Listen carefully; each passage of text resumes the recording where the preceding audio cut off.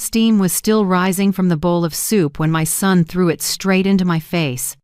The scalding liquid ran down my neck, shards of porcelain cut my lip, and he roared, "Useless! If you weren't my mother, you'd be thrown out of this house already!" I stood still, wiped the blood at the corner of my mouth, and heard my daughter-in-law giggle. "You're such a real man, know how to teach the elderly the right way." For 3 years, I swallowed my tears, every insult, every slap, every dollar of my pension managed for me because I believed a mother's love could pull a son back from the edge. But that faith shattered when someone from his company called, asking about unusual transfers under my name. Right after, Andrew said coldly, "Tomorrow you'll sign everything. If not, you'll be the money launderer." That night, I dried the blood, opened the drawer, and picked up my phone. Every statement, every audio clip I'd quietly gathered for months would no longer be evidence I was afraid to hide, but the indictment I intended for the son who used to be my only pride. If you're still listening, tell me where you're watching from. Every comment you leave is another mark in this journey. And if this story has touched you, don't forget to hit like so it can reach even further. I am Margaret Hill, 68, widowed for nearly 10 years. I used to be an executive secretary at Benton and Avery LLP, where I spent over 40 years keeping every contract and every meeting on the dot. My life was tied to numbers, punctuation marks, and the belief that if I worked hard enough, life would be fair. This house, a small 2-story place in the western suburbs of Chicago, is the only reward I kept after a lifetime of work. But now, I live in it like an unnamed housekeeper. The morning after the bland soup night, I woke in the gray light leaking through the curtains. My neck burned, my lip was split, and every movement sent a stab through my left shoulder. In the mirror, my face was slightly swollen, the red streak on my neck spreading purple. I dabbed on a little cheap foundation, listening to Andrew's footsteps echo downstairs. When I came to the kitchen, Andrew was already at the table. The light flashed off his red tie, the only familiar thing left of the boy who once wore a cheap suit to his first interview. Now he didn't look at me like a son looks at his mother, but like a boss looks at a lowly employee. "Where's breakfast?" he snapped, eyes never leaving his phone. "What would you like?" I asked softly. "Scrambled eggs, toast, black coffee. Don't overcook the eggs." I stayed quiet and did as told. As I stood at the stove, soft footsteps sounded. Jasmine, Andrew's wife, in a mint silk nightgown, brown hair pulled into a neat high ponytail.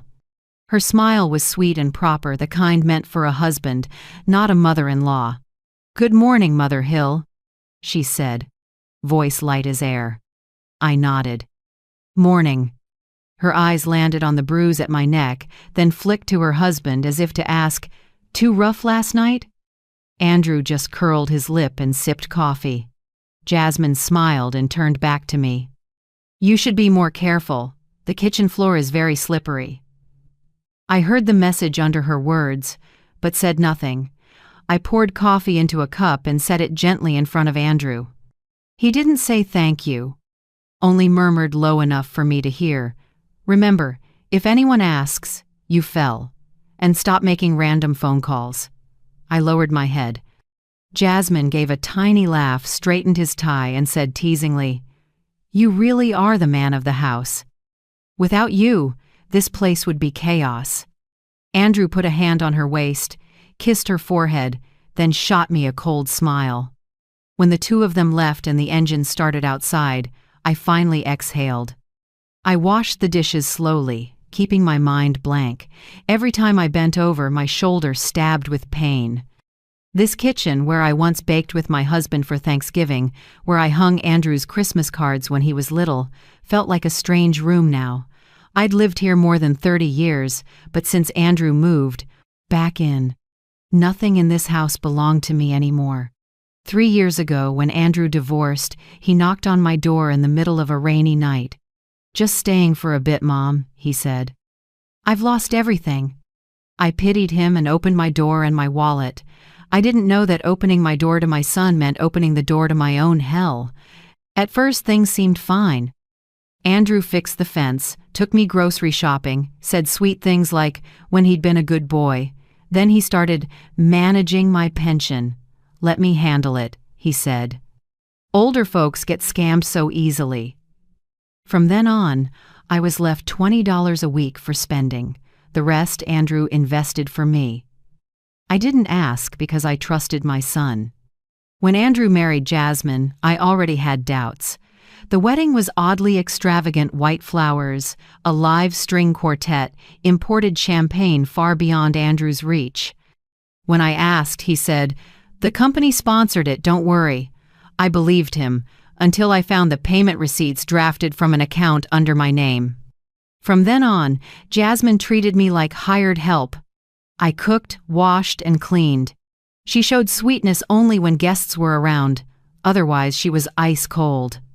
"At every meal," she told her husband, "having a mother-in-law like this is as convenient as having a housekeeper for free."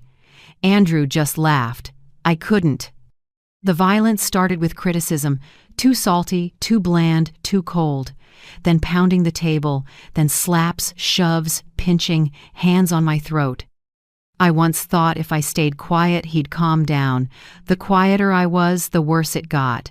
That bland soup night was only the final result of 3 long years of silence. The next morning, just as I was about to make tea, the landline rang. A polite male voice said, "Hello, I'm Owen Price, an accountant at Northern Apex. I need to confirm some recent transactions from an account under the name Margaret Hill." I froze, hand shaking. "My account?" "Yes. There are repeated transfers totaling nearly $50,000 signed under your name, but the signature appears inconsistent." I glanced at Andrew's door shut tight. "We'll check." "Thank you," Owen said. "If needed, you can meet me in person on the 18th floor at Northern Apex, 1134 North Avenue. The sooner the better." When he hung up, I stood there, still holding the cup of tea grown cold. On the table was the black envelope I'd kept hidden inside were statements I'd secretly printed when Andrew wasn't looking. Now I understood. He'd used my name to launder money. The front door swung open. Andrew stepped in, voice flat. "Someone call?" "No, just an ad." I lied. He stared straight into my eyes, like he could see through me. "Tomorrow, 10 a.m. The bank, you sign for everything. Otherwise, the money laundering charge is yours." I didn't answer. In my head, his sentence kept echoing. "Otherwise, you'll be the money launderer." That night, I opened the safe, took the black envelope and my phone, and hid them in my cardigan pocket. Every document, every recording, every tiny detail I'd gathered for months now, they finally mattered. As I sat at the table, my neighbor Ruth Delgado knocked. She's a kind woman, 66, with softly curled gray hair, who often brings me baked goods on weekends. "Oh my, Margaret," she whispered, seeing my split lip. "What happened?" "I fell," I said, turning my face away. Ruth placed a hand on my shoulder and murmured, "If you need me, knock 3 times on the back door. I'll be there." After she left, I sat in silence. The house was still. Only the ticking clock and a draft slipping through the door crack. I wrote a few small lines on a piece of paper. "I'll cook tomorrow's lunch, but the bank, I'll talk to your accountant." I set the note on the table beside 6 crumpled $10 bills. Andrew, I had tossed down. Then I walked through the living room and looked at an old photo, Andrew at 8, grinning on the lawn. I touched the frame, my voice trembling.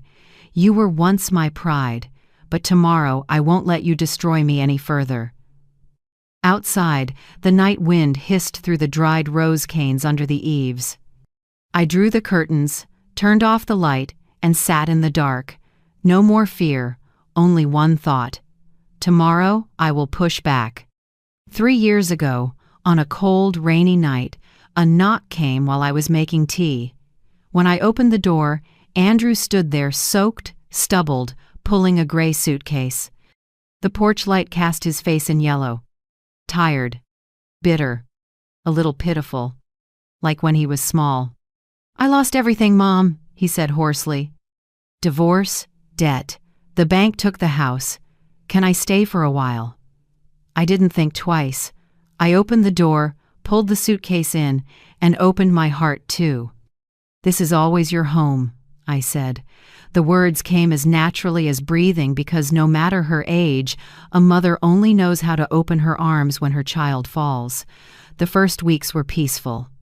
Andrew slept in his old room upstairs, still calling me Mom in a gentle tone.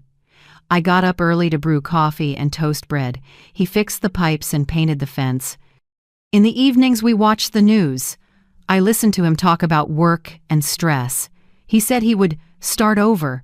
I believed every word. Then, one morning, while I was slicing apples, he looked around the table and said casually, "Mom, the house is kind of messy. After years alone, I guess you got used to clutter?" I forced a smile. "I keep things tidy." Andrew shrugged. "Sure, you're kind of tidy. Men like a different kind of clean." I went quiet. It was the first hint of criticism in his voice. Just a hairline crack, but I didn't know it would spread like rot under the floor. A few weeks later, Andrew suggested, "Let me help manage your finances. You still get about $1,300 a month in pension, right?" I hesitated. "That's my daily living money." "Don't worry. I'll give you spending cash about $20 a week. Enough. I just want to be sure no one takes advantage of you." Hearing "take advantage" made my throat tighten. Ironically, I was letting myself be taken advantage of and didn't know it. I agreed. The next day, Andrew brought home a new account form and told me to sign. "Sign here. Your old signature is too easy to fake. I'll register a new signature for security." I signed. One shaky stroke, and with it, I signed away my freedom. In the months after, Andrew changed. He spoke less, snapped more, and often said, "You don't understand the world now." I had to cook his favorites at exact times, exact flavors. If it was too salty, he put his chopsticks down and left the table. I ate the rest in silence. Then Jasmine appeared, a long-haired brunette with red lips and a confident gaze. Andrew introduced her on a Saturday afternoon while I was watering plants. "Mom, this is Jasmine. The best woman I've ever met." I shook her hand, felt her dark red nails, cold as ice. She smiled. "I hear you're very organized. I like women like that." Neat and orderly. Polite words, but it felt like she was inspecting a valuable antique. Their wedding came just 2 months later, at a lavish country club. Everything was so extravagant it stunned me. Live music, French wine, a jeweled silk gown, a buffet so grand I felt out of place. I whispered to Andrew, "Where did you get the money for all this?" He put a hand on my shoulder and smiled. "Don't worry, someone sponsored it." But when I got home and checked the account, the balance was cut in half. The numbers vanished coldly, without explanation. I knew but didn't dare speak. Once he had Jasmine, my questions were cut off by a stare sharp as steel. After the wedding, Jasmine moved in. I thought, another woman in the house might calm Andrew down. I was wrong. From day one, she circled the rooms, issuing orders. The living room's a bit dark. "Mother Hill, mind if I change the curtains?" "And the old sofa has to go. I'll get a modern one." Softly, I said, "Your father-in-law and I picked that set when we married. It's still good." She smiled. "I understand, but every generation has different taste. I'll handle it." Within 2 weeks, the home I loved became somewhere else. Cold white curtains, gray walls, an oversized dining table. Their wedding photos went up, ours disappeared. In one morning of clearing out old things, Jasmine erased 40 years of my memories. She called me Mom when guests were around. When it was just us, she switched to you in a clipped, dismissive way. "Did you mop yet?" Change the guest room sheets, my friends are coming tomorrow. Stick to light chores, you're old. Oh, and don't forget the trash before I'm back. I listened, obeyed, and slowly forgot what it felt like to be called Margaret. Andrew was no longer the son I knew. Always in a suit, home late, talking to me only when something needed handling. One evening he handed me an envelope. Sign here, new bank card. The old one has issues. I skimmed it, saw faint words. Full authorization. You need that much control? Don't make this hard. I'm trying to help. His voice was calm. His eyes were a warning. I signed. From then on, I didn't know how much money I had. All bank mail went to Andrew's email. If I asked, he said, everything's fine, just cook and rest. When I salted a stew a little too much, Andrew slammed the table. Do you know how to do anything right? Jasmine giggled, leaning on his shoulder. Don't be mad, she's just cooking by habit. That was the first time Andrew slapped me. Quick, clean, like a reflex. I stood frozen, ladle in hand. My cheek burned, but what hurt most was that no one thought it was unusual. Jasmine just murmured, "Stop, don't leave a mark on her hand." After that, each week brought a new excuse. Cold rice, dirty bowls, a damp dishcloth. Andrew started shoving me when he was angry, squeezing my shoulders, pinching my arms, slapping me if I dropped a glass. I learned to move quietly, step softly, speak less. I didn't dare meet my son's eyes. Every night after they slept, I sat at the kitchen table, opened my old computer, and secretly printed bank statements I found in an old inbox. I hid them in a black envelope inside the safe. Each page tightened my chest but also gave me a tiny bit of power. Andrew controlled my phone, too. He installed a location app, saying it was so you won't get lost. Every time I called someone, he asked, "Who's that?" Sometimes he checked my call log. Old friends stopped reaching out. I became invisible in my own life. Once, my closest friend at the firm, Marjorie, invited me to lunch. Before I could answer, Andrew snatched the phone. "You're not going anywhere. They just want your money." I went silent. Marjorie never called again. Days blurred together. Cook in the morning, laundry, mop the floors, then cook again at night. I turned into a useful shadow, no breaks, no mistakes allowed, no voice. Sometimes I opened the drawer with my old blue dress, the one my husband said made me look like spring. I touched it and remembered when Andrew was a boy running through the yard shouting, "Mom, look at me." I used to think raising a child was duty. Now I know sometimes it's a gamble with your soul. One night, I sat on the porch, looking at the light in my neighbor Ruth Delgado's window. She keeps a lamp on late, reading by the glass. I wondered if she'd hear me if I knocked. I didn't dare. Not yet, I was still too weak. Even so, a small thought formed inside me, frail but determined, like a seed pushing through dry soil. One day, I will get out. And on the bland soup night, when the hot steam ran down my neck, I knew that day had come. The next morning, I stood in the small kitchen staring at 6 crumpled $10 bills. $60, the money Andrew tossed down like charity, was my entire budget to make a perfect lunch for Jasmine's friends. I opened the fridge, half a stick of butter, 3 eggs, wilted greens, a third of a bottle of white wine. I took a breath and pushed the humiliation aside. I'd hosted firm luncheons for tougher guests. The only difference was back then I was Mrs. Hill. Now I was just the cook. I wrote a list and counted every dollar. Frozen salmon, romaine, pasta, lemons, a few slices of baguette and a bit of cream for dessert. Total, $57. $3 left, just enough for a small bouquet to keep the table from looking bare. While I folded the last bill carefully, Andrew came in white shirt, silver gray tie, coffee in hand. He glanced over the ingredients and snorted. "Don't embarrass me. Jasmine's friends all have husbands in big positions. Make sure it suits their taste and don't talk too much." I nodded in silence. "Oh," he added, "and don't let anyone ask about that bruise. If they do, say you slipped carrying the soup." Jasmine swept in white dress, hair neatly coiled. She smiled like candy. "Mother Hill, I want everything to be truly refined. I planned this to make an impression.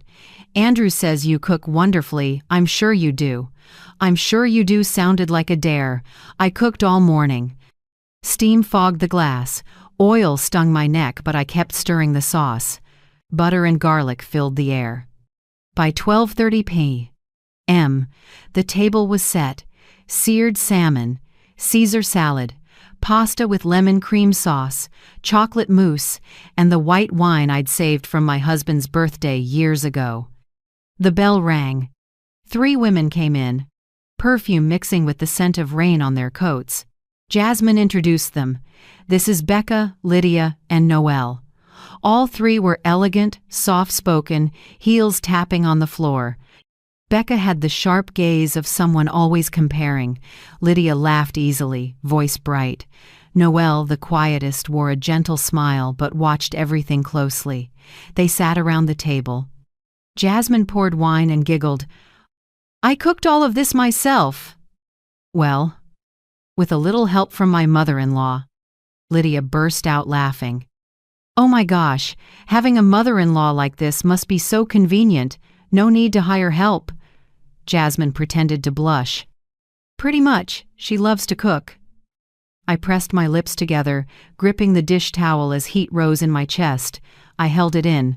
I'd heard enough jokes like that to last a lifetime. I carried out the salmon and said quietly, "Please enjoy." Noelle looked up. Her smile faded when she noticed the faint tear at my lip. "Are you hurt, Mrs. Hill?" Before I could answer, Jasmine cut in lightly. "She slipped last night. She's clumsy." Becca laughed. "Just like my mom. Older people can be so awkward." Their laughter circled the table, and the room seemed to shrink. Noelle kept her eyes on me, no longer carefree. "Where did you work before?" she asked. I lifted my head and said softly, 40 years at Benton and Avery LLP, before I retired." The table fell silent. Lydia set down her fork. Becca narrowed her eyes, surprised. Jasmine forced a smile. She was just a secretary, but very dedicated, probably why she types super fast. Noelle tilted her head. "Benton and Avery? I know that firm. I worked with them on a big case in 2010. She looked at me differently, like she'd recognized something. "You're Margaret Hill, aren't you? I remember seeing your name on the exec list for Hanover v. State." I froze. That case name was a ghost I'd tried to forget. I nodded, voice tight. "Yes, that's me." Noelle gave a small smile, not pity, but a quiet respect I hadn't seen in anyone's eyes for 3 years. The mood changed. Lydia switched topics, Becca sipped wine, and Jasmine kept a stiff smile, flicking anxious glances at me as if afraid I'd say more. I just cleared plates and listened to the silver on china clink, each sound slicing at my chest. Around 2 p.m., Andrew came home. The door opened and leather shoes hit the floor. "Babe," Jasmine squealed, running to him, arms around his neck like a war reunion. Andrew smiled and came to the table. Seeing me at the sink, he set a hand on my shoulder, light, but enough to freeze me. "See, ladies?" he joked. "My mother's the best chef in Chicago. If I didn't keep her here, some restaurant would have hired her." His friends laughed, thinking it was a compliment. Only I knew that squeeze wasn't affection. It was a warning. Lunch ended in polite pretense. When the guests left, Noelle lingered and said softly, "Nice to meet you, Mrs. Hill. If there's a chance, I'd love to hear more about your time at Benton and Avery." I kept my voice steady. "I'd like that." Her look told me something without words, a quiet solidarity. The door closed. The house went still. Jasmine turned to Andrew, voice sharp. "See, your mother was bragging about the past again." I told her to keep quiet. Andrew looked at me, half smiling, half annoyed. "Mom, don't bring up old stories next time. No one wants to hear them." I nodded. "I understand." Jasmine grabbed her bag and pecked his cheek. "I'm off to the salon. Make sure the dishes are done, Mother Hill." She said it on her way out, light as a breeze, but I got the message. I cleared the table. One plate was broken. I picked up each shard. Steam from the sink burned my eyes. In my head, Noelle's words kept echoing. "I remember seeing your name." A small touch that brought a weak heartbeat back to life. Someone still remembered who I had been. In the afternoon, I descant of that, brought leftovers to Ruth Delgado. As the door opened, she looked at me, worried. "Oh, Margaret, your lip hasn't healed yet?" "I'm fine," I said softly. "Their lunch is done." She shook her head, took the container, then, pretending to speak loudly, "Thank you. I'll wash the container and bring it back." Her voice was louder than usual, enough that if Andrew was home, he'd hear it clearly. That evening, just as I sat down on the sofa, there was a knock at the door. It was Ruth, standing there with the food container scrubbed spotless. "Thank you," I said, about to close the door. Ruth leaned in slightly, lowered her voice. "Are you okay?" The question was light as a breeze, but my heart clenched. I wanted to nod, to say I'm okay, but my throat tightened. "I'm okay," I whispered, and my eyes began to blur. Ruth looked deep into my eyes and didn't say anything else. She gently placed the container in my hands along with a small quarter-folded note. "Keep this," she said. "If you need me, knock 3 times on the back door at 7 o'clock. I held the note, feeling the warmth of her hand still lingering. After Ruth left, I opened it.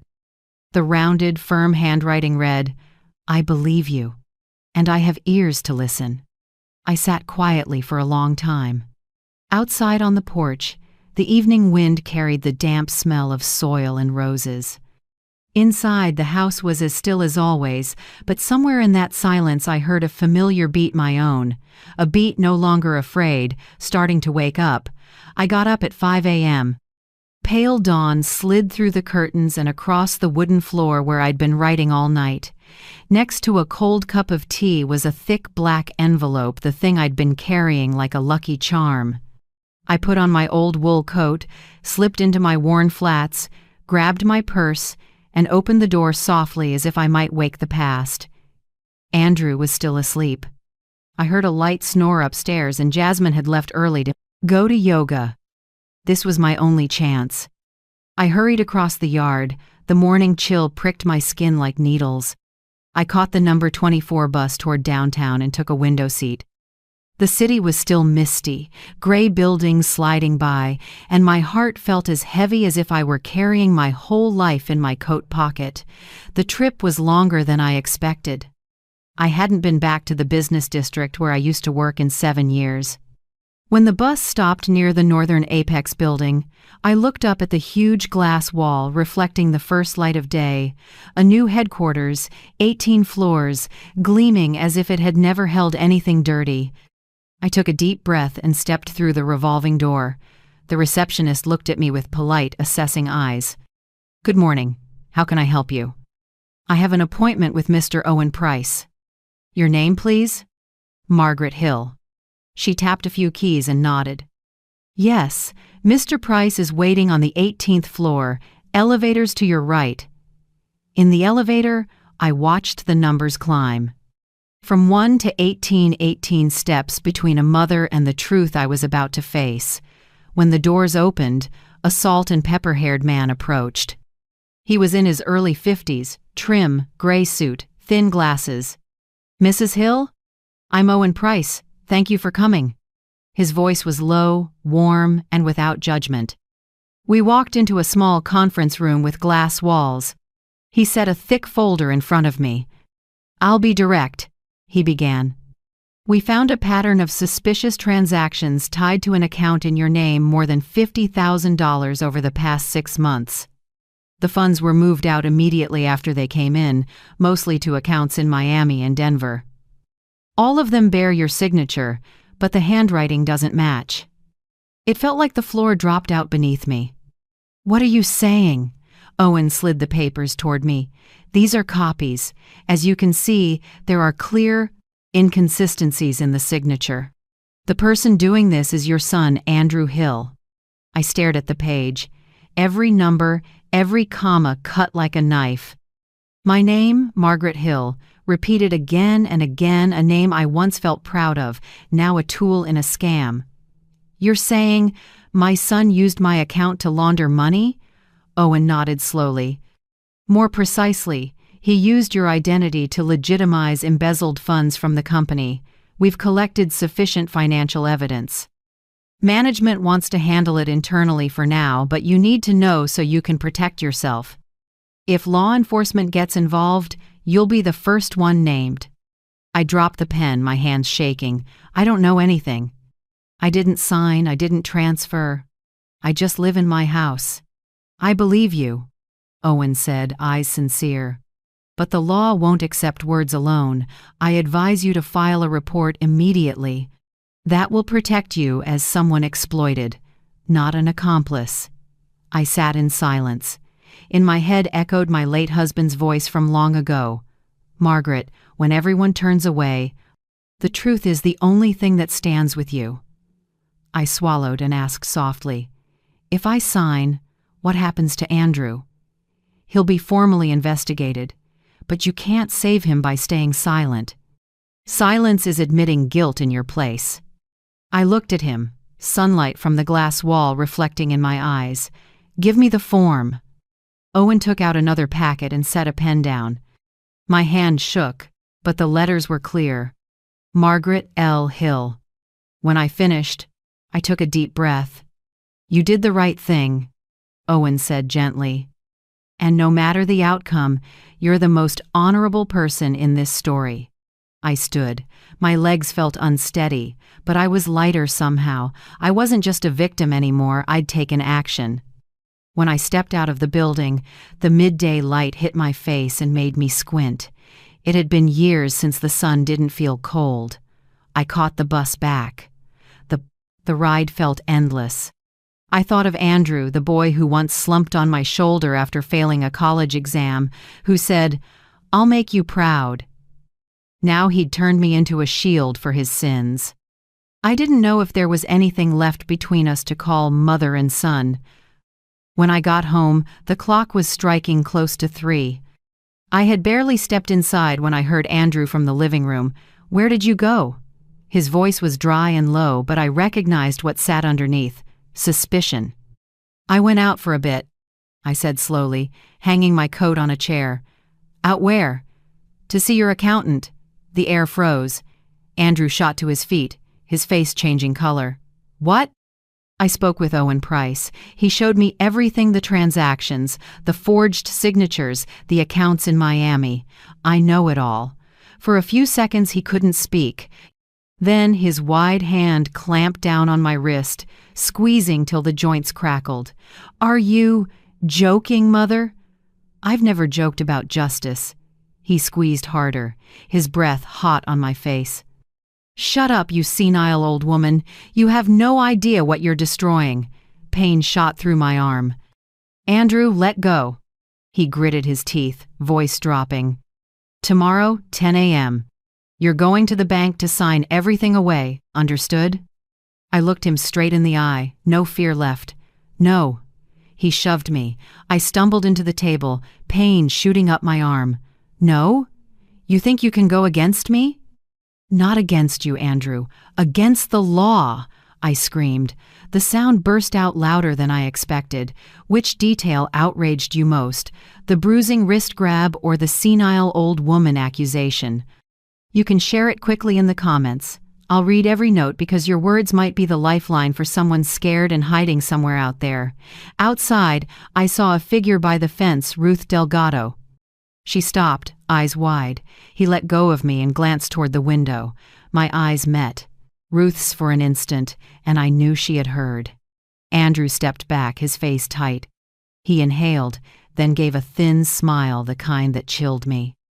"Tomorrow, 10 a.m., the bank. You will sign. If not, don't blame me." He turned and went upstairs. I dropped into a chair, hands still shaking.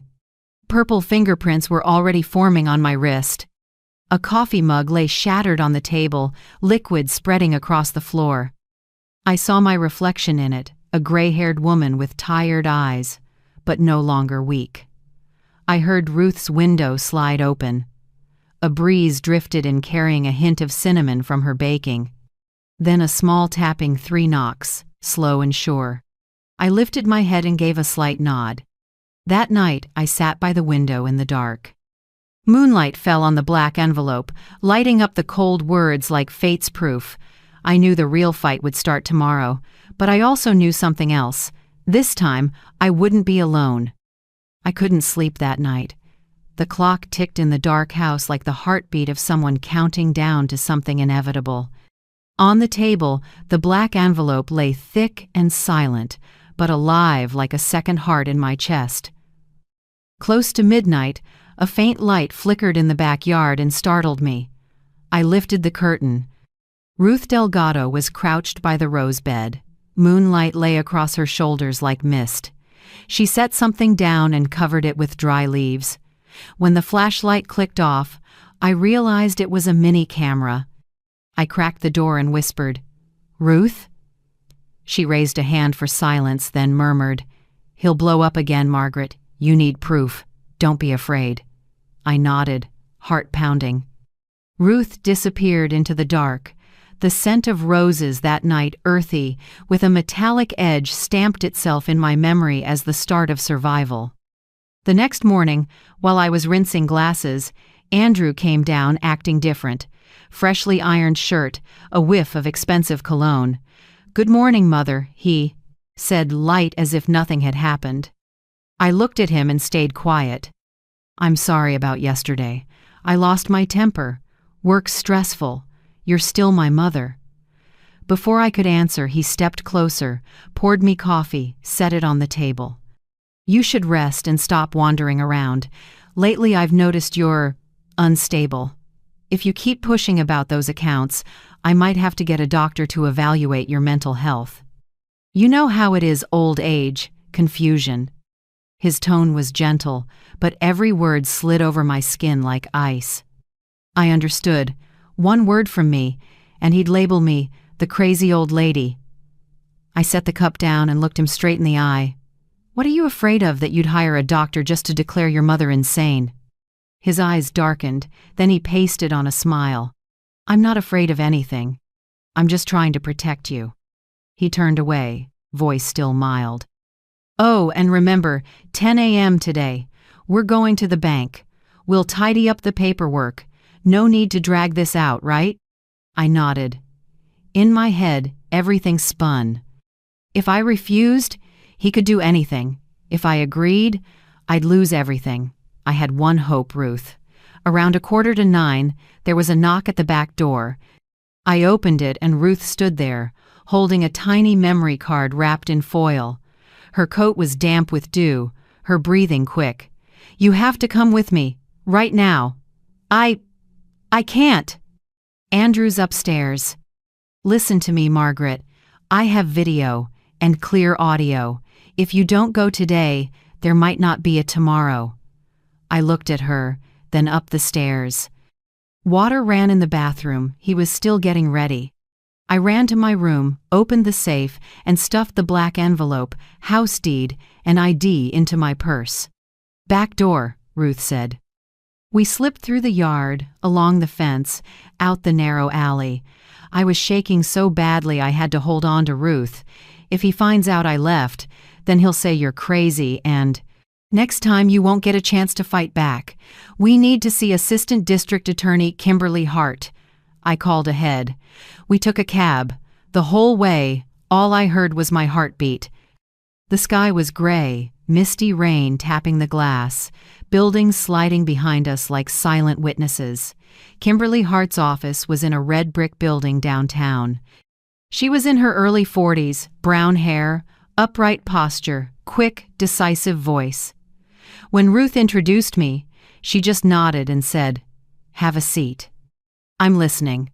Ruth set the memory card on the desk. "She's being abused." I recorded it. Kimberly loaded the card into her computer. The screen showed a grainy but clear image. Andrew clamping my wrist, his voice harsh. "Tomorrow you'll sign everything away. If not, you know the consequences." You could hear me yell, and Ruth outside calling, "Margaret!" Everything was audible. In the small office, the sound made the air heavy. Kimberly sat still for a few seconds, then turned to me. "Do you have any other documents?" I slid the black envelope to her. "Everything's here, statements, paperwork, and the sworn statement I signed at Northern Apex." Kimberly looked through it and nodded. "You've done exactly the right thing. With this evidence, we can request an emergency arrest. Warrant charges will include elder abuse, coercion, and financial fraud." I could hardly believe it. "Really? I can get out of this?" "Not just get out, but protect your rights. But you need to sign the complaint. After that, the police will move within a few hours." Ruth squeezed my hand. "Do it. For yourself. And for all of us." I looked at the pen on the desk. One signature, but a line between silence and justice. I remembered the years of bowing my head, Andrew's eyes when he said, "You're nothing." I took a breath and picked up the pen. My signature trembled at the first letter, but by the last, my hand was steady as steel. Kimberly nodded, a thin smile on her lips. "Good. You just did the bravest thing in your life." She called the task force. "Prepare to detain Andrew Hill. Address." I heard her firm voice, each sentence nailing reality into place. While the police mobilized, Kimberly said, "You should stay away from your house for a few days. I'll arrange a safe place." I looked at Ruth. "I'm not going anywhere until I see him in cuffs." Kimberly paused, then nodded. "Fair. You have that right." We returned to my neighborhood in an unmarked car. Rain dotted the windshield, each drop a heartbeat in my chest. As we reached the lane, I saw Andrew loading bags into his car. Suit, tie, looking sharp, but his face was tense, eyes darting. A black police cruiser pulled up, lights flashing red and blue. The siren split the quiet street. 2 officers got out. One read aloud, "Andrew Hill, you're under arrest on suspicion of abuse, coercion, and financial fraud. You have the right to remain silent." He turned and froze when he saw me standing a few yards away holding a black umbrella. "Mom," his voice caught. "What are you doing?" I answered softly, oddly calm, "I'm just telling the truth." He thrashed and shouted, "I didn't do anything. She's old. She's delusional." They cuffed him, pushing his head down. I heard the cold metal close click, a small sound louder than any scream I'd ever heard. As the car took him away, I stood still, rain soaking my shoulders. Ruth came up and held the umbrella over me. "You okay, Margaret?" I looked into the fogged window where my reflection stared back, not the trembling woman from last night, but someone else, upright, clear-eyed, free. "I'm okay," I said quietly, "for the first time in years." Kimberly stepped out and squeezed my shoulder. "From here on, the law takes over, but you saved yourself before anyone else could." I lifted my face to the sky. The rain had stopped, without me noticing. Drops clung to the rose canes, glittering in the early afternoon sun. Beneath them, the tiny camera lay hidden under leaves, silent, but it had spoken for me. When the cruiser turned the corner, I stayed there in the after rain, gripping the umbrella handle till my knuckles went white. The siren faded, but inside me the snap of the cuffs kept echoing, cruel and freeing at once. The house was finally quiet after years of shouting. No more smashing, no more stomping, only shards of glass reflecting the face of an old woman who was finally clear-headed. I picked up each shard, hands shaking but strangely calm. When Ruth stepped in, she said nothing, just helped me gather the pieces scattered across the kitchen. "You need rest," she murmured. I nodded, but I couldn't sleep that night. In my head, I still heard Andrew's voice as he was taken away. "You'll regret this. I'm your son." 3 days later, the phone rang. The screen showed a cold line of text, "Inmate call, county jail." I hesitated. Kimberly had warned me, "Don't answer. He'll try to soften you." But part of me felt I needed to hear him, to fully understand the person I'd brought into the world. I picked up. "Mom." Andrew's voice was hoarse, weak. "I don't want to live here. I'm scared. You have to help me." "Help you?" I repeated, voice low. "That's all I've done for 3 years. That's not it. I was set up. They're making things up. I was just trying to protect you from legal trouble." I was silent, then answered softly, "Andrew, you don't need to pretend. Justice isn't something you can manipulate. I'm sorry, Mom. Please don't turn your back on me." I hung up. His voice echoed in my head, but it no longer had the power to soften my heart. A week later, Kimberly called. "The preliminary hearing is set for Thursday morning. Are you ready?" I nodded, though she couldn't see. Inside me was a small storm of fear and anticipation.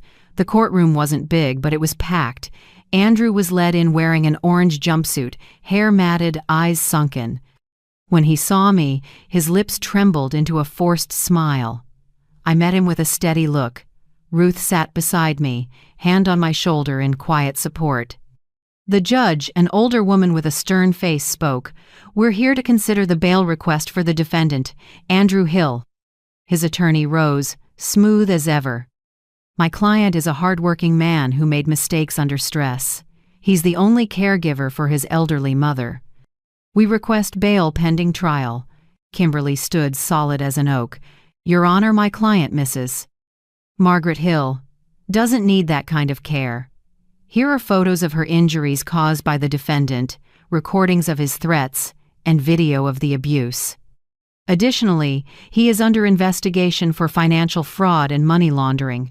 If released, he could destroy evidence." She laid the documents down and played Ruth's recording. Andrew's voice filled the room. "Tomorrow you'll sign everything away. If not, you know the consequences." No one spoke. Even his lawyer faltered. The judge leaned toward him. "Mr. Hill, do you have any explanation for your words?" Andrew stammered. I was just angry.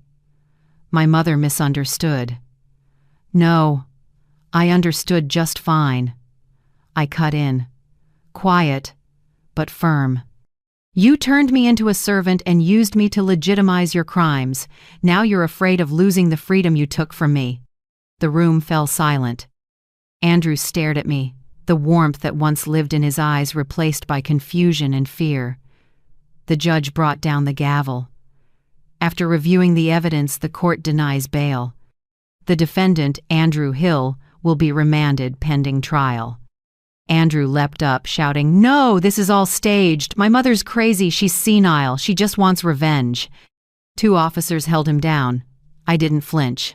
I looked straight at him and knew there was nothing left to save. When court adjourned, I sat a moment longer, waiting for the hall to clear. Ruth whispered, "It's done, Margaret. He can't touch you now." I gave a tired smile. "I know, but what he broke lasts longer than bruises trust." We were almost at the door when a familiar voice called behind us, "Mrs. Hill." I turned. Jasmine stood there, hair loose, eyes swollen, coat wrinkled. She walked up, voice shaking. I'm sorry. I don't even know what to say. I've been scared for so long." I looked at her in silence. "He hit me," she blurted. "Many times. Once, right before you heard that bowl shatter. I didn't dare step in, didn't dare call the police. I thought if I endured it, he'd calm down. But the quieter I was, the worse he got." I saw her hands shaking. For a second, I realized the woman in front of me wasn't a proud accomplice anymore, but another victim. "You don't need to apologize," I said. "Fear makes people stay quiet." "I understand that." Tears ran down Jasmine's cheeks, one by one. "He took my money, too. The money my parents gave me to open a shop. He said he'd invest it, then it was gone." Ruth cut in, firm. If you're ready, tell everything to Kimberly. You can help bring him fully into the light. Jasmine nodded hard. I will. I've been silent too long. I looked at her, hurting and relieved at once. You're not just saving me, Jasmine. You're saving yourself. Kimberly walked up with a file in hand. I heard. Thank you for coming. If you're willing to testify, this case will move forward in a big way. Jasmine gave a small, tearful smile. I won't let him destroy anyone else. She turned to me and gently took my hand. Thank you for not staying silent, Mrs. Hill. If you hadn't, I'd still be trapped in that house. I squeezed her hand and answered, my voice tight. No one deserves to be called a victim. Forever, Jasmine. We can all stand up, it just takes someone to go first. That afternoon, back at Ruth's house, I sat by the window. Late sunlight fell across the teacup on the table, casting a thin halo. Outside, Ruth's roses were still blooming, and the tiny camera lay quiet at the base, silent, steady, a witness that couldn't lie. Ruth set a hand on my shoulder and asked softly, How are you feeling? I smiled. Lighter, not because he was arrested, because I'm not alone anymore. She nodded. That's the real freedom. I looked toward the end of the street where the police car had driven past. Peace spread through me, the kind I thought I'd lost for good. 3 weeks after the hearing, when things seemed to have calmed down, I got an envelope from the Franklin County Jail. A yellow envelope, stamped censored, with a slanted handwriting I knew at once Andrew's. I was going to stick it in a drawer unopened, but my hand slid along the seal and tore it anyway. Inside were 2 neatly folded pages. His handwriting was still sharp and cold like a blade. Mother, I know you're enjoying your new role, the brave woman, the celebrated survivor. But don't forget, I have documents from Hanover v. State in 2008 where you edited a witness file. If I send copies to the court, your guardian of justice image will pop like a soap bubble. Remember who told you to optimize the documents to avoid problems for the client? I still have that email with your e-signature. If you drop the charges, everything stays quiet. I'm giving you one chance. I let the letter fall. It felt like someone poured ice water down my back. Hanover versus State. That name stabbed through my memory. 15 years ago, I was still at Benton and Avery LLP. I was executive secretary to Richard Hale, then a senior partner, not yet the CEO of Northern Apex.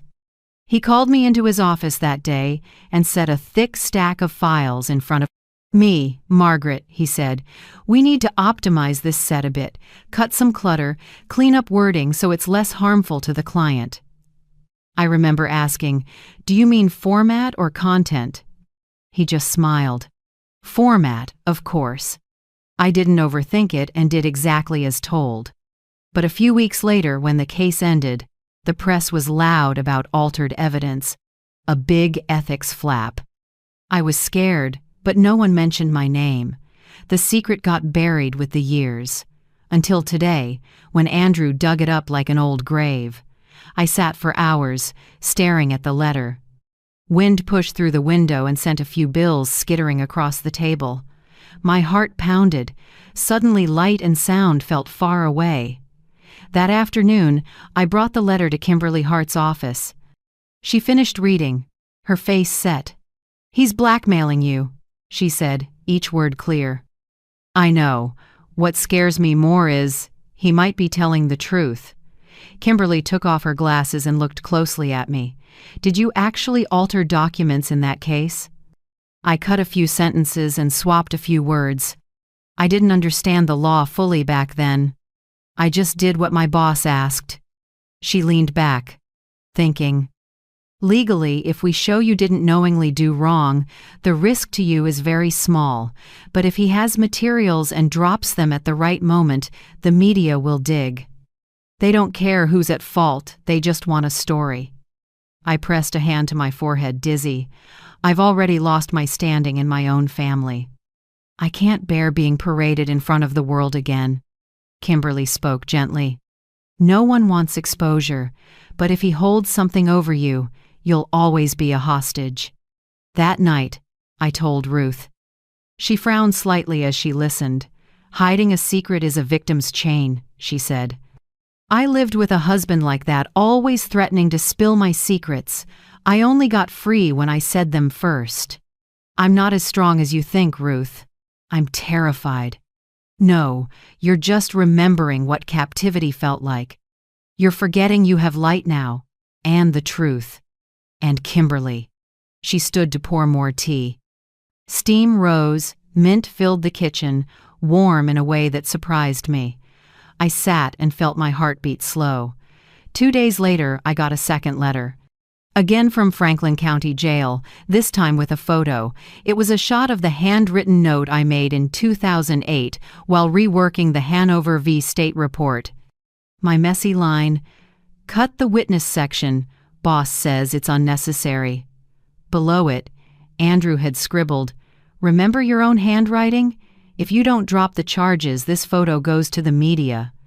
There's also the Christmas bonus clip from that year. People will think you helped launder money for the firm. I don't want to do this, but you're forcing me. The dizziness rushed back. I grabbed the table to steady myself. My mind reeled like someone yanked me back 15 years to a late-lit office, me at the keyboard, thinking I was just doing my job. The next morning, I brought everything to Kimberly. She looked at the photo and said, "He's smarter than I thought. He's tying 2 cases together, your old one and his current one, to distract and create doubt about your honesty. If the media bites, they'll assume you lied before, even if it's unrelated." What should I do? Did you ever receive cash or gifts you didn't report while at Benton and Avery? I hesitated, then nodded slightly. Yes, a few times. Small things. I thought they were holiday thank yous. I didn't think it broke the rules. Kimberly exhaled. Then, there's a small risk, but not big. I need you to be completely honest so I can protect you properly. I told her everything.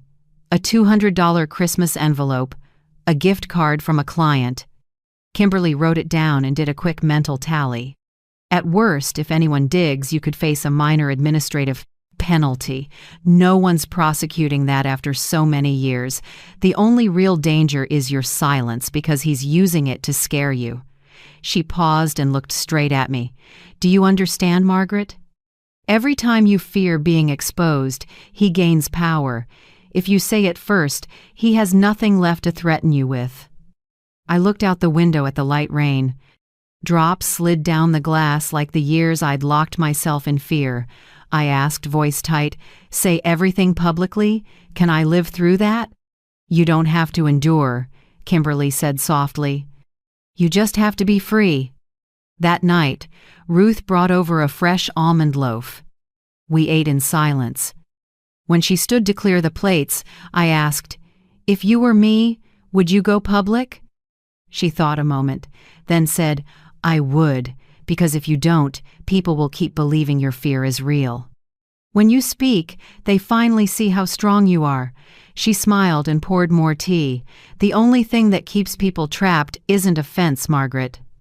It's a secret." I looked into my cup, the steam hazy. In that soft blur, I saw Andrew's face as a boy, mischievous and trusting. Then I saw him now bitter, scheming, full of resentment. I knew if I stayed silent, he'd keep that chain around my neck. I drew a long breath and whispered, almost under my breath but sure, "Okay, Ruth, I'll tell everything." Her eyes lit. "That's the Margaret Hill I know." That night, I sat at the table with a blank sheet of paper. Warm light fell across the deep lines on my hands. I started to write, each word a little shaky. I, Margaret Hill, once inadvertently took part in editing documents in the Hanover versus State case under a supervisor's direction. I did not realize then that it could be considered improper. I never accepted money or benefits in exchange for that action. I choose to make this public not to justify myself, but to end all threats. When I signed my name, I felt weight to lift. It wasn't quite courage, it was freedom. I folded the page and set it beside Andrew's letter. 2 worlds side by side, a secret for blackmail and a truth for release. And I knew, when morning came, I would take it to Kimberly. There was nothing left to fear.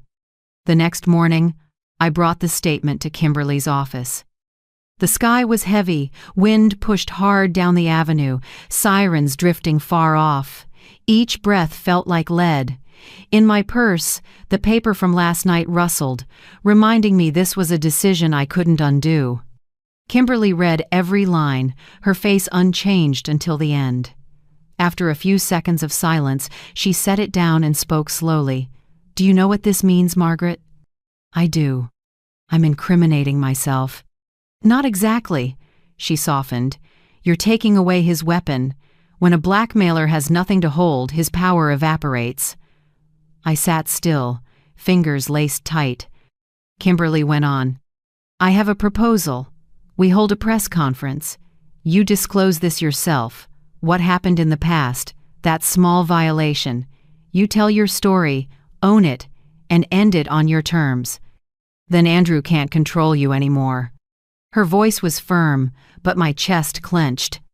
I pictured a wall of lenses, flashing lights, headlines built to sting.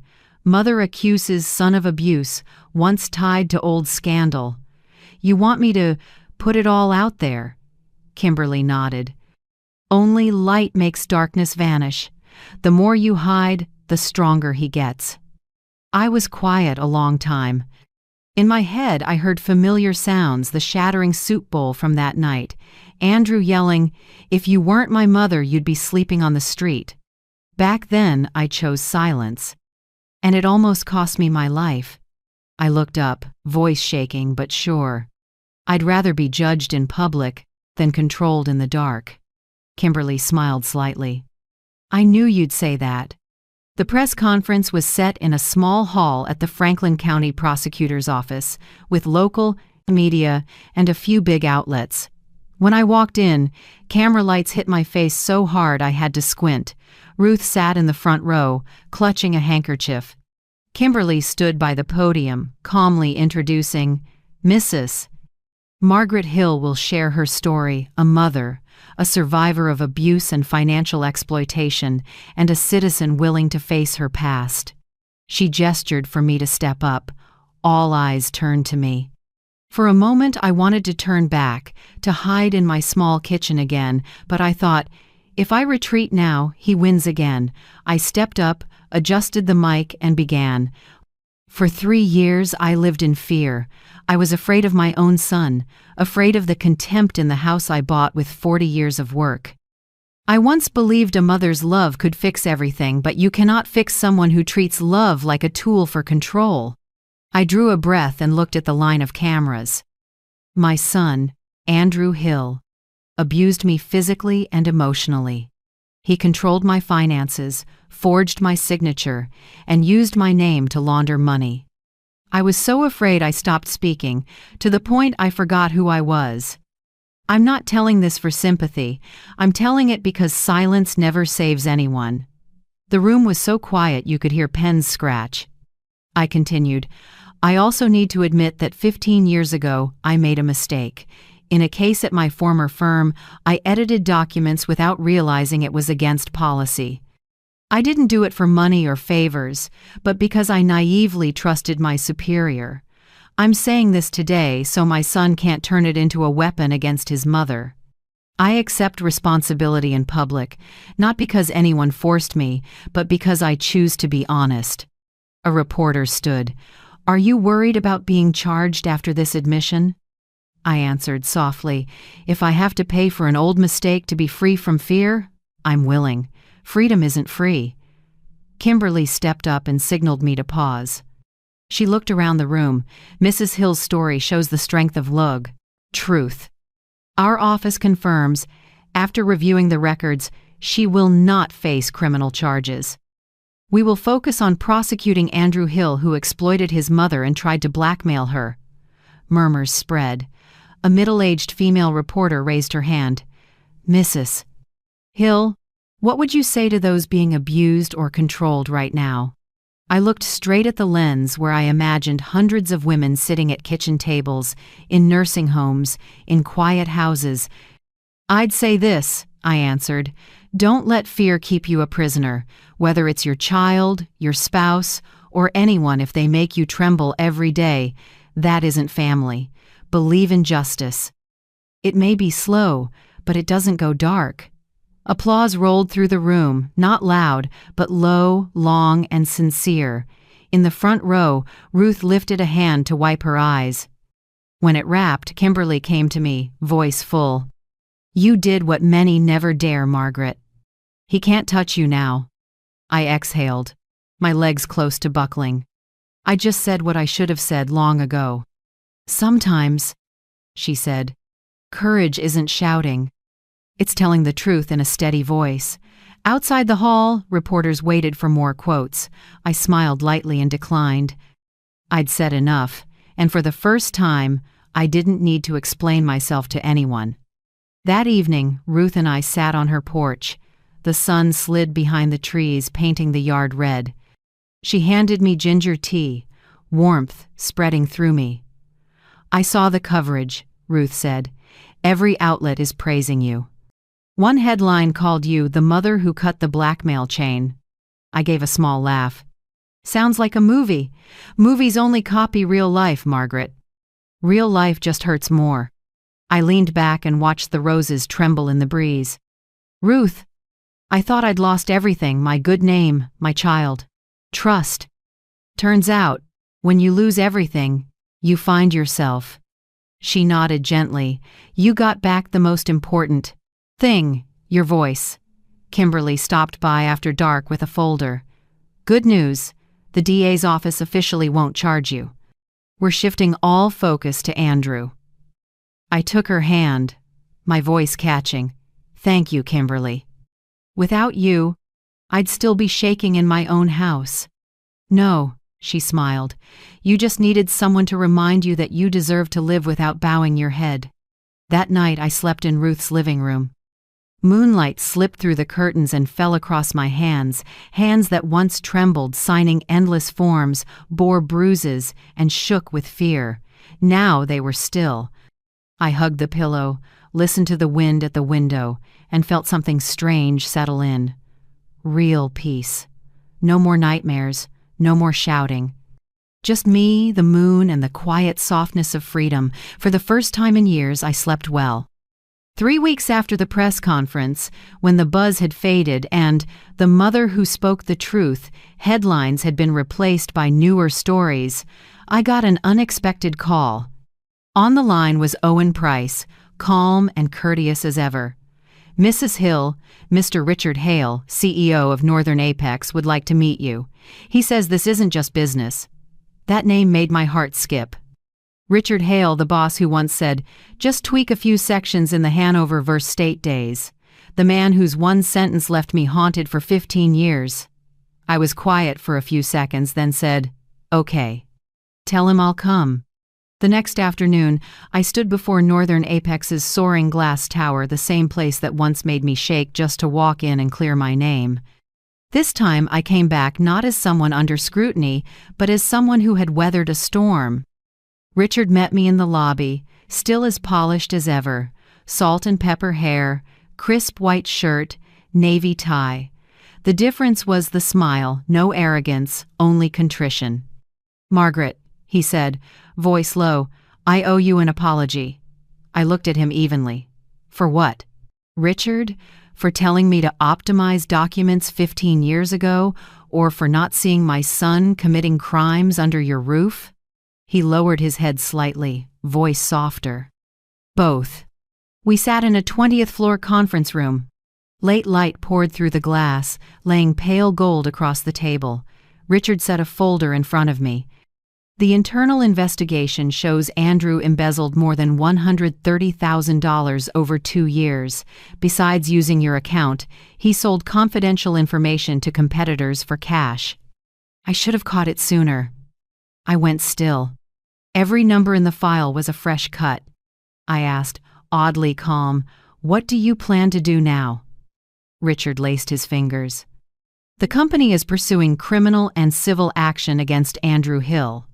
But I also want to make amends for you and for this company." He looked at me, steady. "We'd like to bring you back, not as a secretary, but as an in-house ethics and compliance advisor. Starting salary, $4,000 a month. Additionally, the board has approved $50,000 in compensation for the indirect harm caused by Andrew's actions." "Everything's been cleared." I stared. "Are you serious?" "Serious. I'm not doing charity, Margaret. I need someone who understands how thin the line is between right and wrong and will never step over it again. You're that person." I looked out the window and saw the city blazing with sunlight. 3 years of abuse, a lifetime of steady work, and now here I was again, sitting before a door I once thought had slammed shut forever. I said softly, "You know, Richard, there was a time I thought I'd never walk into this building again. But if you believe in me, I'll try not to start over, but to end things the right way." He smiled, relieved. "Welcome back, Margaret Hill." In the days that followed, I went back to work every morning in my old white blouse, a pearl pin at the collar, and a new fast leather notebook under my arm. The smell of coffee in the lobby, the click of shoes on stone floors, everything reminded me of the years I'd lost. But this time, I wasn't anyone's paper runner. I sat in a small advisory office with Owen Price, reviewing the company's financial controls and auditing spending approvals. Owen looked over and smiled. "How does it feel to be back, Mrs. Hill?" I took a sip of tea. "Like cleaning up an old house after the roof caved in, only this time I brought new bricks." He laughed. "I'm keeping that line. We worked non-stop." I found a few more red flags in the archive's internal expense entries that lined up with transactions Andrew had made. Owen took careful notes and said Andrew might not have acted alone. A few days later, Jasmine walked into the office with a small black hard drive in her arms. "I found this in the old garage," she said. "He hid it behind a panel. I think it's company related. I took it from her. You sure you want to be part of this?" Jasmine pressed her lips together. "I've hidden long enough, I want to end it." Owen checked the drive and went pale. Inside were lists of files Andrew sold to a competitor, plus the emails between them. The evidence was enough to at least double his sentence. When Kimberly received the data, she called me that night. "You just changed the entire case. With this, Andrew won't just be convicted for money laundering, he's facing corporate betrayal charges too. You won." I was quiet for a moment, then said, "No, Kimberly. I've only just started again." A month later, at an internal company gathering, Richard stood at the podium in front of the staff. I sat in the front row with Owen and Jasmine. "We've been through a hard season," he said. "But out of the wreckage we learned the most important thing. Transparency is the foundation of trust. And the one who reminded me of that is Mrs. Margaret Hill." The room applauded. I bowed my head, warmed and a little embarrassed. Richard continued, "The company is creating a fund for victims of financial abuse called the Hill Foundation to honor the courage of a woman who turned pain into action." I couldn't hold back tears. Never in my life did I imagine my name would stand for anything good. Now it wasn't a mark of shame, but a symbol of standing up. After the ceremony, Owen clapped my shoulder. "How do you feel?" I smiled. Strange. 3 months ago, I was afraid to open my front door. Now I've been handed the keys to a new beginning. Jasmine came over and gently took my hand. "I signed up to volunteer with the Hill Foundation. I want to help women who were like us." I squeezed her hand. "Thank you, Jasmine." Sometimes a new door opens only when we dare to step out of the old house, even if it once meant everything. That afternoon, when I left the Northern Apex building, the sky was honey gold. I paused on the steps and took a deep breath. People hurried past, car horns, clicking heels, all of it blended into a living song I thought I'd never hear again. I smiled. No more trembling, no more bowed head. Ahead of me, The future stood open, like a bright doorway where the ruins had finally closed behind me. After the Hill Foundation announcement, my life settled into a new rhythm. But when the lights dimmed and the applause faded, I realized there was still a wound unhealed, not on my skin, but in my mind. Kimberly was the first to notice. "You've lived in fear too long, Margaret. Your body learned how to protect itself, but your mind hasn't. I think you should see a PTSD specialist." I hesitated, then agreed. In the first session, the doctor asked, "Do you often dream about old memories?" I nodded. "Every time I hear a bowl hit the table, I see his face, Andrew's. I wake up with my heart racing and my hands shaking." He took notes, voice soft as breath. "You lived too long. Under control. Now you need to learn to take back control of yourself." The session lasted more than 2 hours. I learned to breathe through panic and to stop apologizing for things that weren't my fault. Each exercise seemed simple: stand tall, look in the mirror, say, "I'm safe," but each one brought me to tears. I never thought I'd have to relearn the most basic thing: feeling at home in my own body. Ruth walked this road with me, patient as ever. She took me to a survivors group at the Franklin Community Center. In a small room with warm yellow lights, a dozen women sat in a circle with teacups in their hands, each carrying a different wound and the same look of someone who'd been choked by fear. When it was my turn, I stumbled over my words. My voice trembled as I began. "I'm Margaret Hill. I was abused by my son." I stayed silent for 3 years because I thought I deserved it. No one spoke, but a few nodded. A brown-skinned woman named Carla took my hand. "We get it.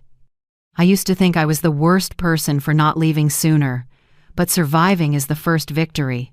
The room broke into gentle applause, just enough for me to feel I wasn't alone. For the first time in years, I told it all about the soup bowl, the slaps, being stripped of my rights inside my own home. When I finished, my shoulders felt lighter, like I'd dropped an old stone that had clung to me from the past. In the mornings after that, I started putting my house back together. The wreckage from the police raid still lingered: stained walls, a cabinet with a long crack. Neighbors offered to repaint, but I declined. I wanted to keep a few fissures as proof of survival. I changed the curtains and set a white orchid on the sill. Each morning, when sunlight cut through the frame, my heart calmed. The house that once trapped me became the place I learned to live again. Kimberly still stopped by often. We spent many evenings practicing my testimony. "You'll need to stay calm when they try to provoke you," she said. "The defense will look for contradictions or question your memory." I gave a thin smile.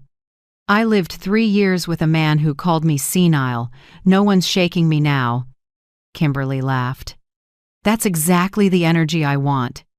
Each practice run, she played defense counsel and pressed hard. "Do you have proof Andrew hit you?" "Yes. Video and photos my neighbor recorded." "Do you admit you signed some papers that helped Andrew?" "I signed under duress. The proof is in messages and recordings in the black envelope." Kimberly nodded, satisfied. "Good. Calm, clear, no defensiveness. Let the truth speak." I rehearsed dozens of times in front of the mirror, down to the smallest detail. Each time I spoke, my voice steadied. My eyes stopped looking away. I was learning to stand tall with words.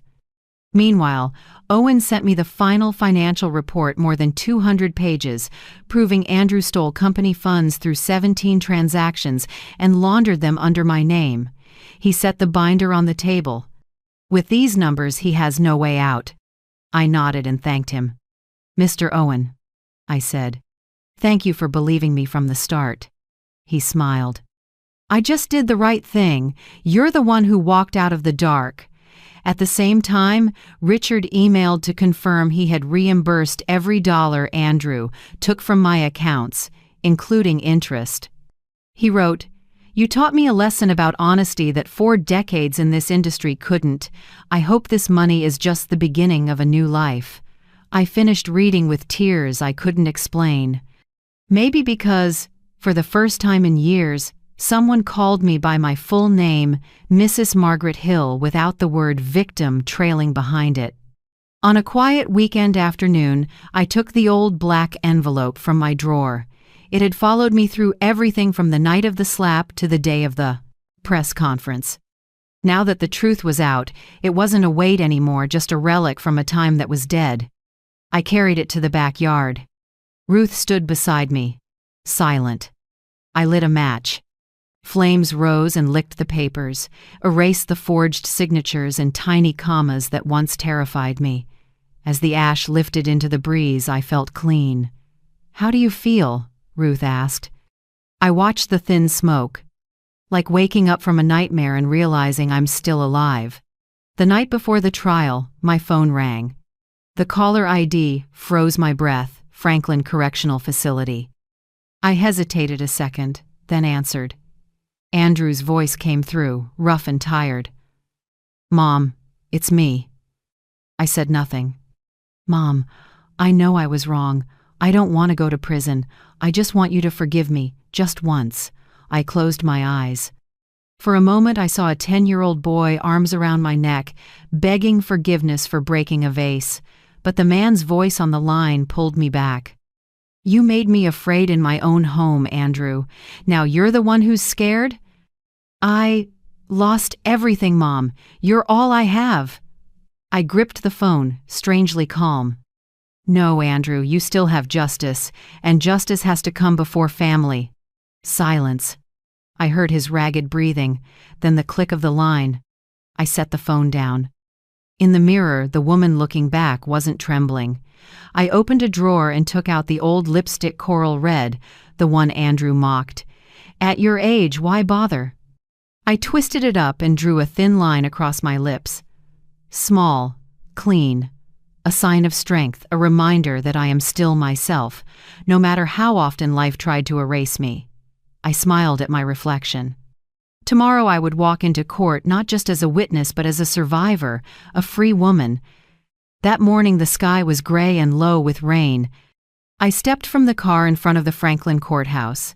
Black shoes, newly polished, an old leather bag in my hand with my testimony, the coral lipstick, and a small slip of paper.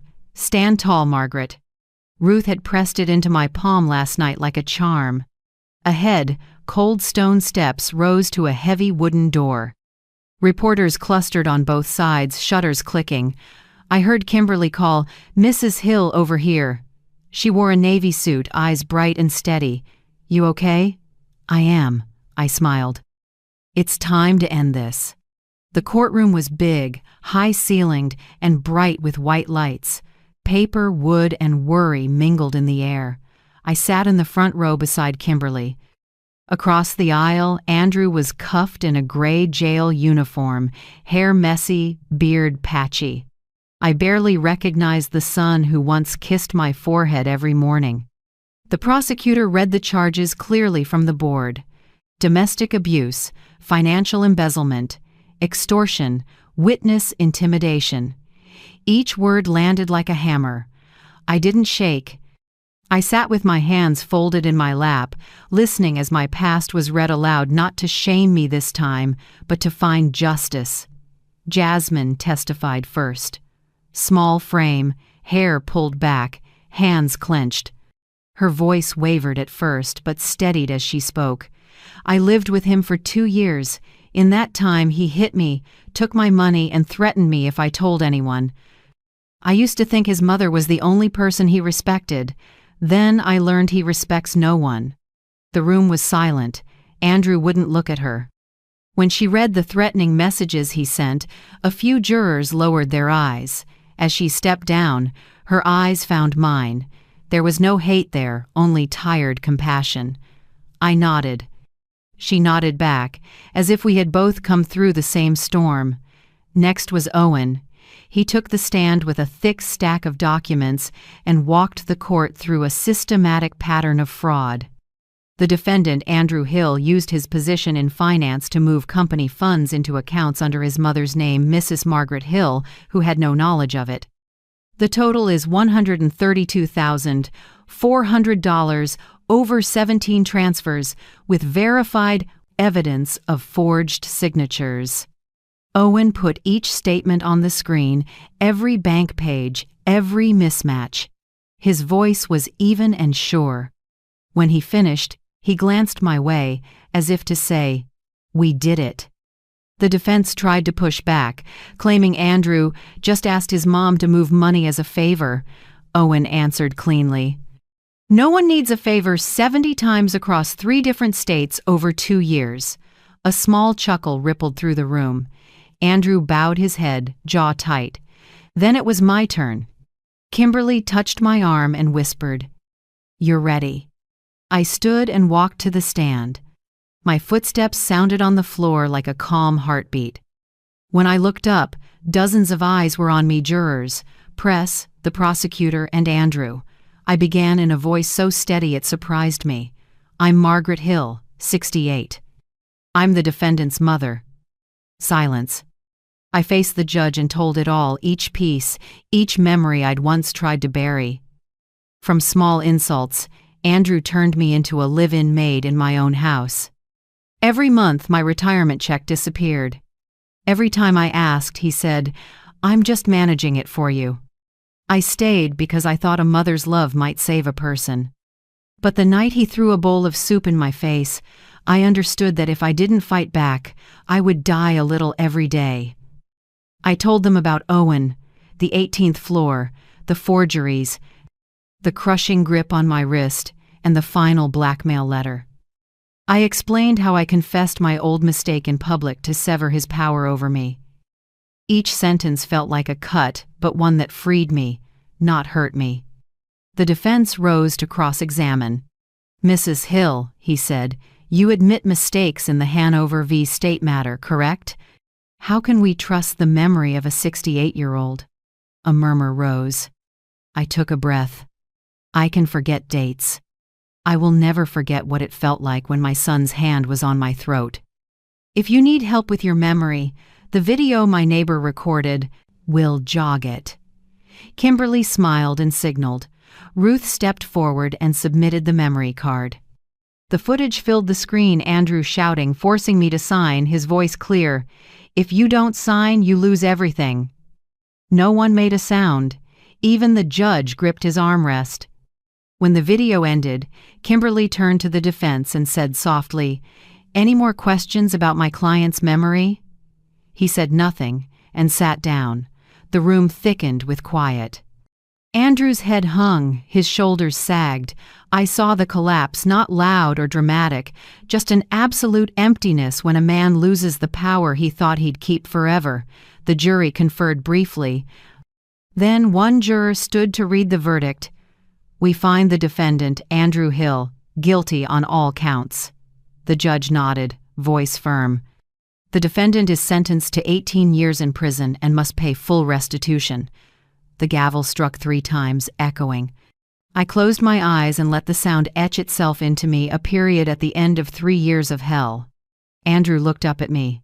His eyes were hollow, no hatred, just the pit of late understanding. I didn't speak. I gave a small nod, not forgiveness, goodbye. As I left the courtroom, Kimberly took my hand. "You did it." I smiled, hoarse. "No, we did." Outside, the noon sun hit the courthouse steps. I stood still and filled my lungs with warm air. A breeze lifted a few gray hairs and carried the scent of freedom, the smell I'd forgotten. Farther down, Ruth and Jasmine waited, each holding a small flower. When I reached them, they said nothing, just hugged me tight. For the first time in years, I truly stood tall. Not a mother begging for mercy, but a woman who saved herself from a twisted version of family. On the drive home, I rolled down the window and let the wind wash over my face. I watched the trees and houses go by and told myself, the world is still beautiful. I just spent too long afraid to look at it. And now I can. The next spring, when the maples by my porch began to bud, I officially started my new job at Northern Apex as an ethics and compliance advisor. My office was small, a desk, a bookcase, a window on the park. But every morning, When I powered up my computer and steeped mint tea, it felt like a miracle. I was still here, and I got to begin again. I moved slower, breathed deeper, laughed more. The scars in my mind didn't vanish, but they stopped running me. I used my freedom like air, light, natural, without guilt for being happy. I remodeled the old house not to erase the past, but to let the light in. I opened the curtains each morning so sun poured through the living room and glinted off the photo of me and Ruth at the Hill Foundation launch. The walls were a warm cream now, but I left a few small cracks, like time scars, not pretty but honest. Ruth is almost the only family I have left. She shows up in the mornings with a basket of warm pastries and an easy laugh. We plant flowers on the porch and talk about ex-husbands, our kids, and the small things that make two 68-year-old women feel at peace. One afternoon, Ruth asked, "Are you still angry at your son?" I smiled, looking out at the roses. I don't know if it's anger anymore. Maybe regret for the child I once believed would be good. But angry? No, I just won't let him hurt me ever again. I wrote a long letter to Benton and Avery, the firm where I worked for 40 years. I didn't accuse anyone. I urged them to strengthen ethical processes and to require an independent audit each year so the line between what's legal and what's convenient can't blur. A week later, the new managing partner called to thank me and offered an honorary advisor role. I declined. I don't need a title, I just need to know the mistakes I made won't repeat. From the Hill Foundation's early success, Kimberly, Owen, and I launched a small project called Light After Silence, a fund supporting older women abused or financially coerced. We host workshops, offer free legal consults, and raise money for shelters.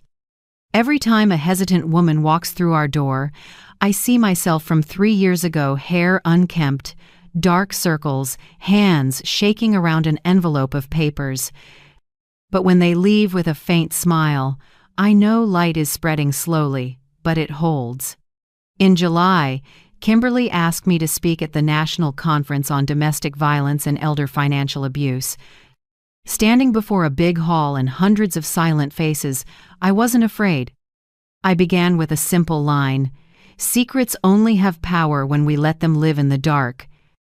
I told my story not for praise, but so someone trembling out there would know they aren't alone.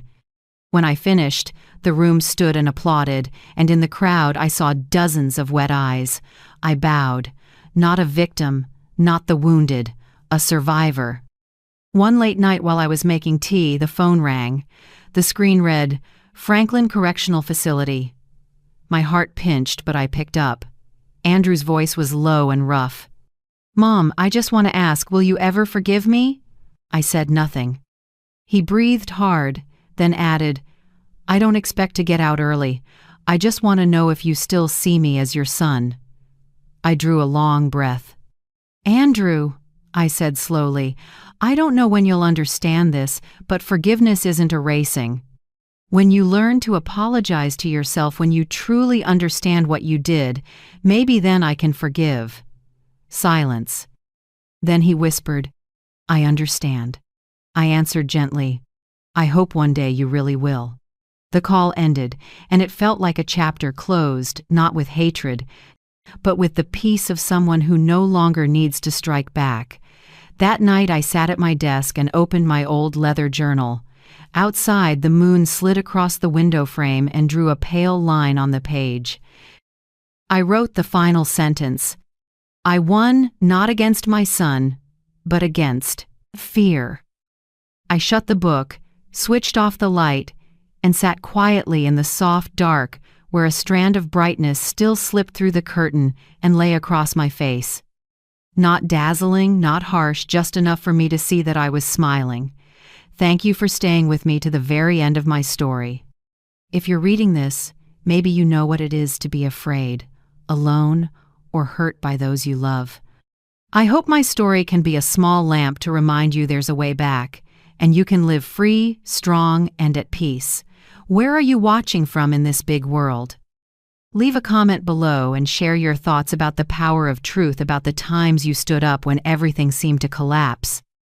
If this story touched your heart, please like, subscribe, and turn on the bell so we can keep listening to more courageous journeys together. Because sometimes a single comment, a single share from you can be the small light that helps someone else find their way out of the dark.